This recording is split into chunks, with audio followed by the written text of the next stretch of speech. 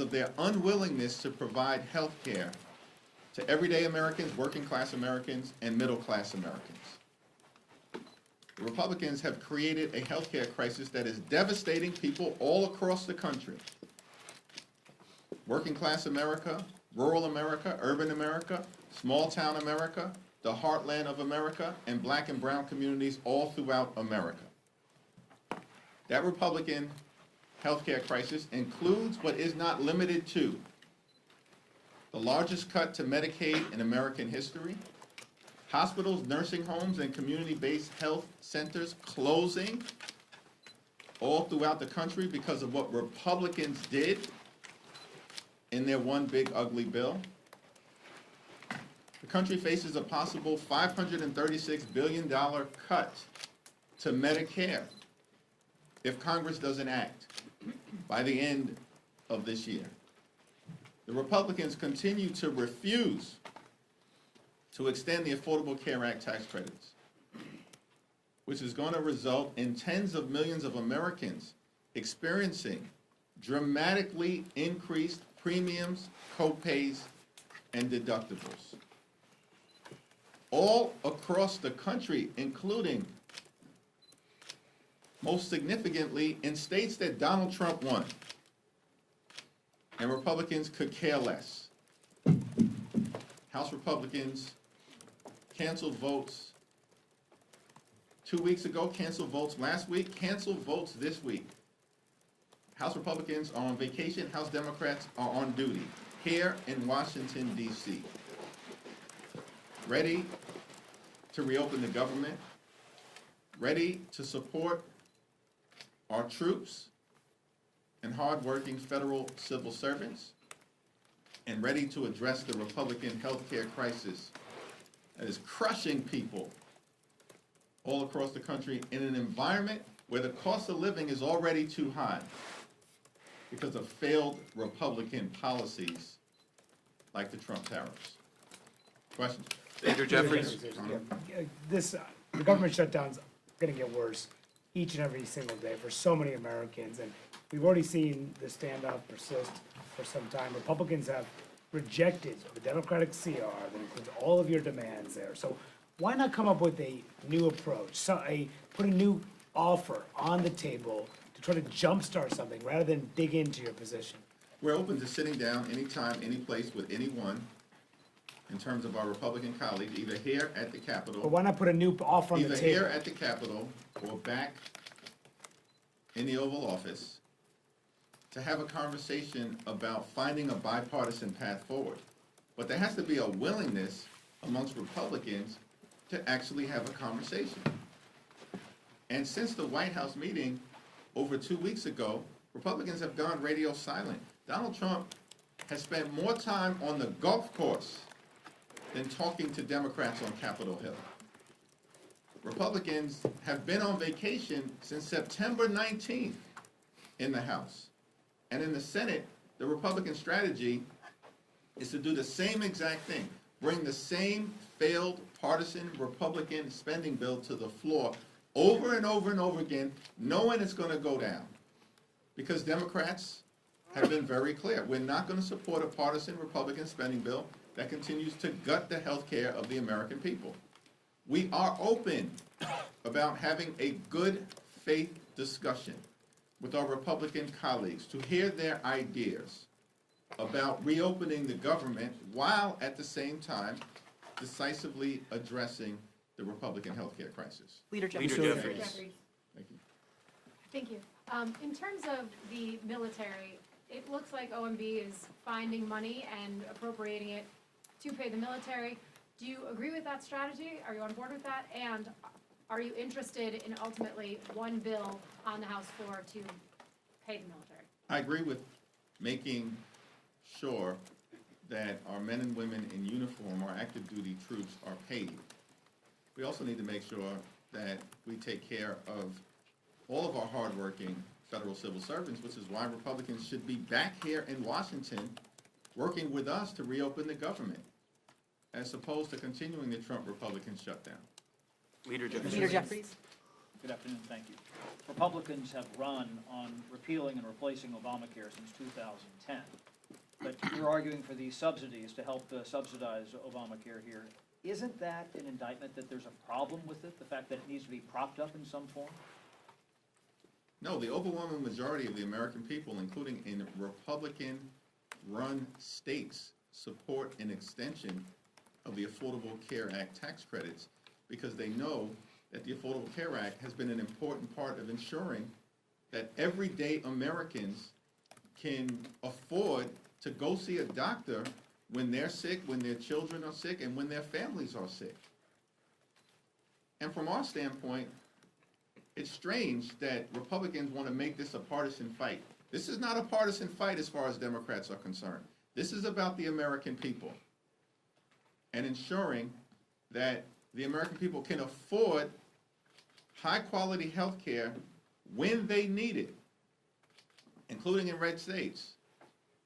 And by the way, the majority of states that benefit in terms of their people getting health care from the Affordable Care Act tax credits are states that Donald Trump won.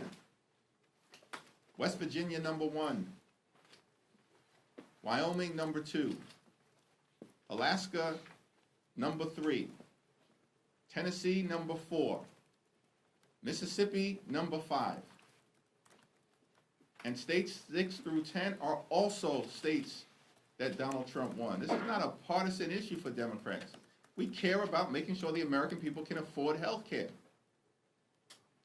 Whether you're a Democrat, an independent, or a Republican, we are fighting for hard-working American taxpayers. The Republicans do have a credibility issue when it comes to health care and the Affordable Care Act.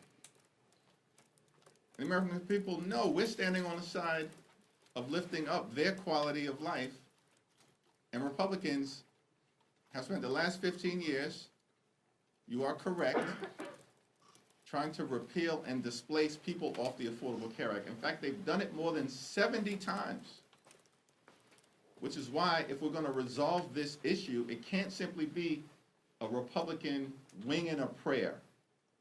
We actually need legislative action that extends the Affordable Care Act tax credits. And by the way, also addresses other aspects of the Republican healthcare crisis that is crushing the American people. Thanks. Leader Third Jeffries. row, thanks. The judiciary can only continue its full paid operations through Friday. Do you have any concerns about what will happen with that, with, criminal and civil cases? We remain completely and totally concerned by all of the aspects of the Trump Republican shutdown, which is why we need them to abandon their failed my way or the highway approach, their take it or leave it approach, and the Republican go it alone approach. Because if Democratic votes are needed to reopen the government, which is the case, then this has to be a bipartisan discussion to find a bipartisan resolution to reopen the government and address the Republican healthcare crisis. We are very concerned with all of the implications of this Trump Republican shutdown and how the American people are being hurt. It doesn't seem to me that Republicans are concerned because they remain on vacation and have now canceled votes for the 3rd consecutive week. That's outrageous. Democrats from all across the country will be here in person, meeting in just a few hours and throughout the week because we want to reopen the government.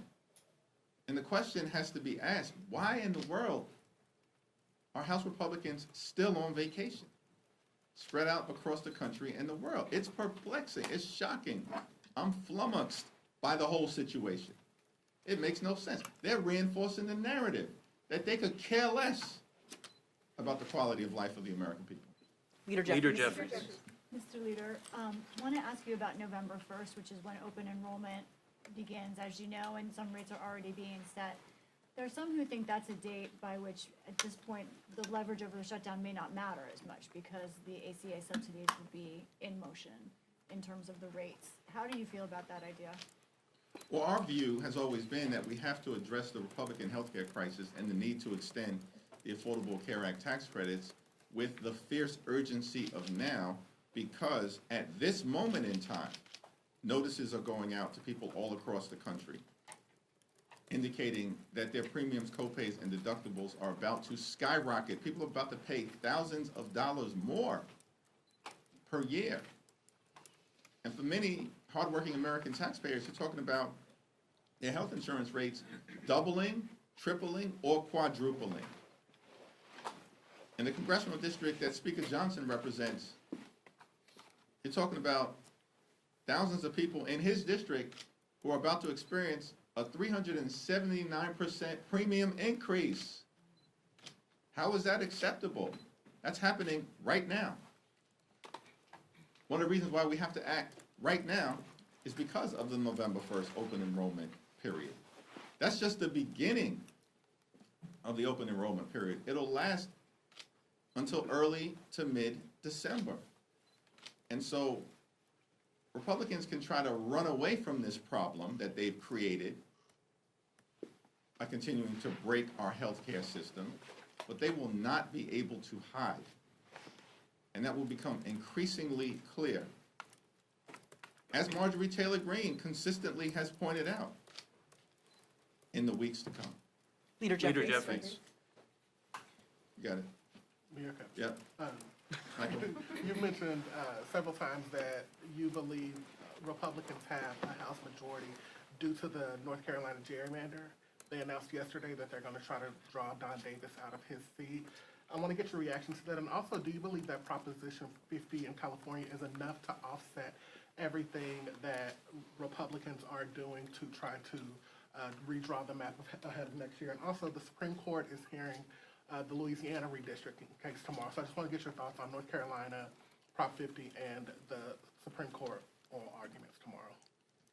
Well, the Supreme Court case tomorrow is going to be incredibly important, and we stand behind the civil rights community in defending the opportunity for people of every race to have an opportunity to elect a candidate or member of Congress of their choice, and to push back against the efforts by some in this country on the other side of the aisle to engage in partisan, race-based gerrymandering to undermine the ability of Black, brown, or Asian communities in the country to be able to select their representative, as opposed to having extremists draw lines so that their representative can be effectively selected for them. We're going to be watching closely that Supreme Court oral argument tomorrow, and I stand behind Representative Cleo Fields, whose district is the subject of the litigation. And we also, of course, stand behind the civil rights community's efforts to preserve both Section 2 of the Voting Rights Act, as well as the 14th Amendment protections against racial gerrymandering and undermining the ability of communities of color to elect the candidates of their choice. We're going to win Prop 50 in California, and I'm thankful for the tremendous leadership of the California congressional delegation, the people of California, Governor Newsom, and the coalition of folks who have come behind the effort to push back against what Republicans have maliciously done in Texas in trying to rip 5 seats away from Democrats as part of their effort to gerrymander the maps and rig the midterm elections. We are not going to let Republicans successfully rig the midterm elections. California is just the first Democratic state to respond. It will not be the last. We've got to win Prop 50. We will. And we're making the point simply as we communicate with the people of California, yes, on Prop 50 to stop Trump from stealing the election. And the Republicans know they're on the verge of losing Prop 50. That is just the beginning of the Democratic response. And we will respond forcefully across the country. Now, you are correct about North Carolina, and it's important for everybody to understand. This whole notion that we're in the midst of a Republican wave, a sea change politically, notwithstanding what happened in a bitterly disappointing election in November of 2024, but the notion of that myth that Republicans have tried to perpetrate is belied by the fact that Republicans currently have the narrowest majority of any party since the Great Depression.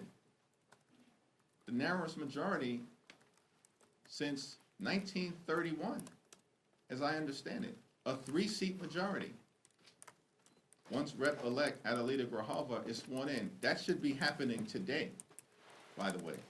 But they're running scared because of their efforts to continue to hide the Epstein files from the American people.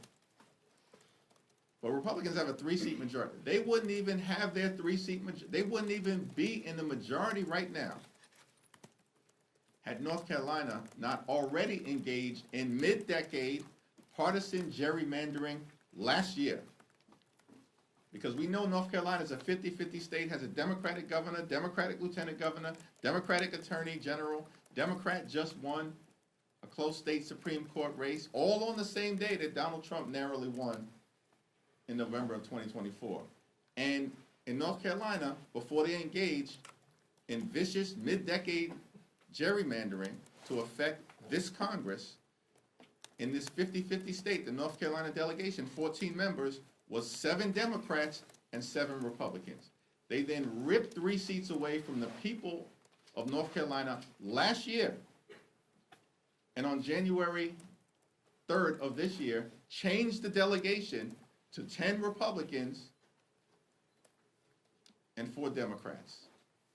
That's their majority right now. They didn't even legitimately win in an election where everything at the top of the ticket was breaking for them. And they had to rely on stealing 3 seats from the people of North Carolina to artificially create their majority right now. This is why you can't take these people seriously in terms of any policy high ground in the House that they may claim to have. It's non-existent. So the question then becomes, they've already gerrymandered the map in North Carolina. And because Donald Trump, their boss, ordered them to go back and try to create an additional seat, this is what they're going to try to do. We're going to make sure that Representative Don Davis is reelected in North Carolina, and Democrats are going to take back control of the House of Representatives. Leader Jeffries. Leader Jeffries.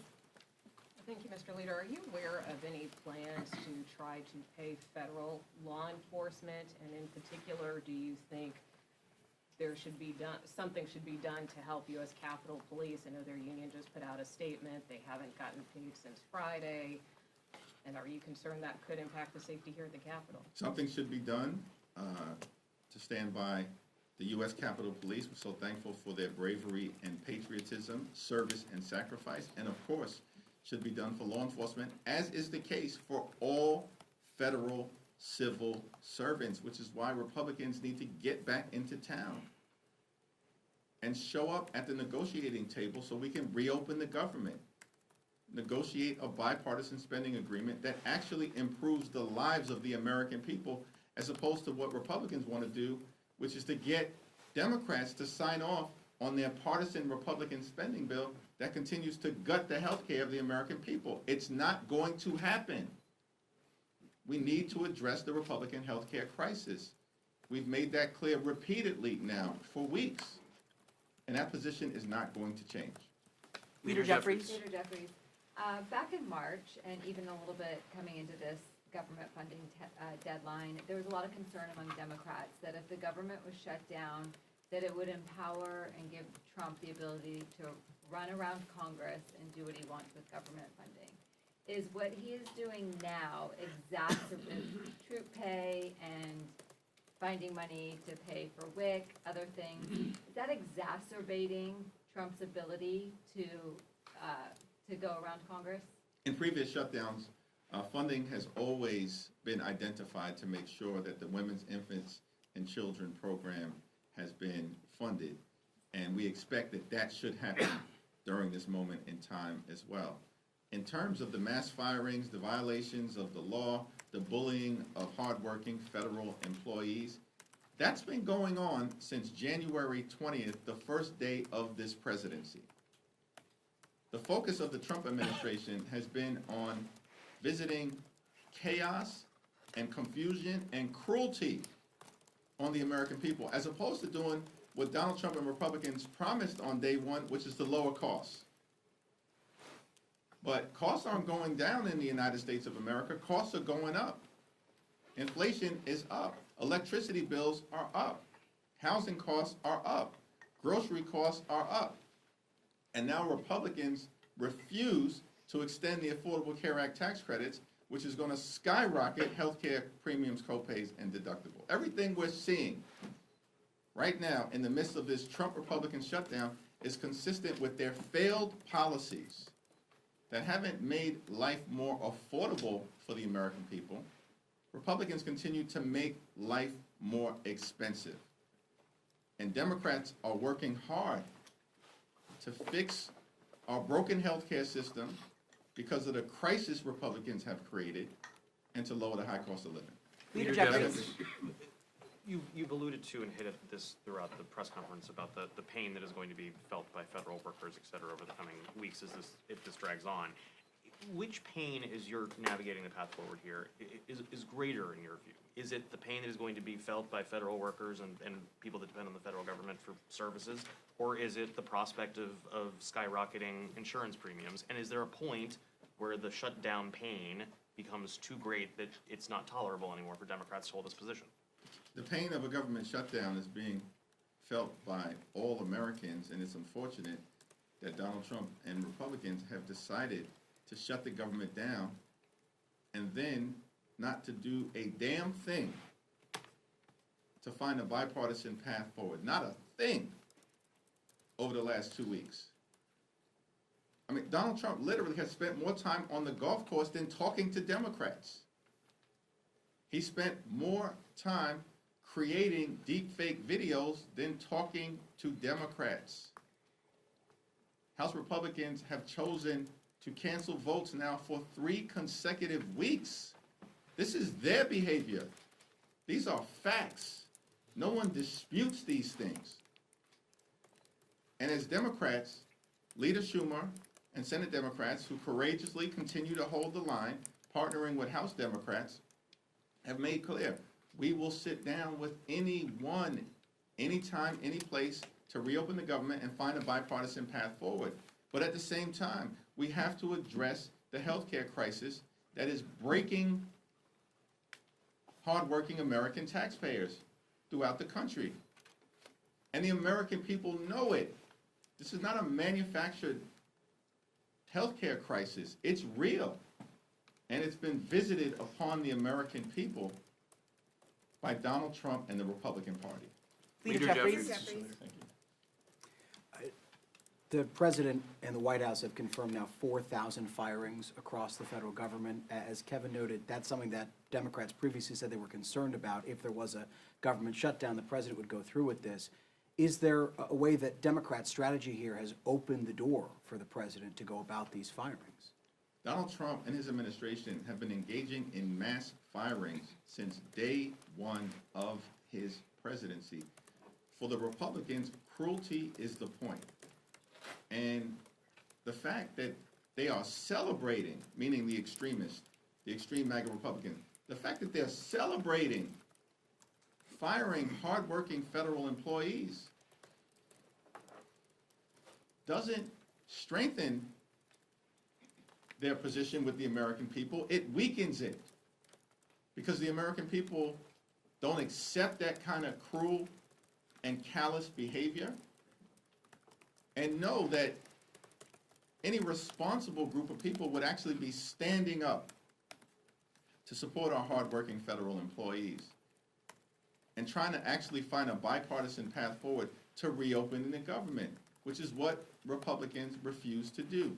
In the face of a growing healthcare crisis, open enrollment on November 1st, premiums, copays, and deductibles about to skyrocket, and the fact that Republicans have already enacted the largest cut to Medicaid in American history. as part of their one big ugly bill, so they could reward their billionaire donors with permanent tax breaks. Well, at the same period of time, refuse to consider a multi-year extension of the Affordable Care Act or a permanent extension of the Affordable Care Act tax credits. Democrats are fighting for everyday Americans. Cancel the cuts, lower the costs, save healthcare. Leader Thank you, everyone. Jeffries. Thank you. Yankees collapsed. Not cool, Chad. They're gonna riff Aaron Boone? Chad, not cool, man. Even I didn't.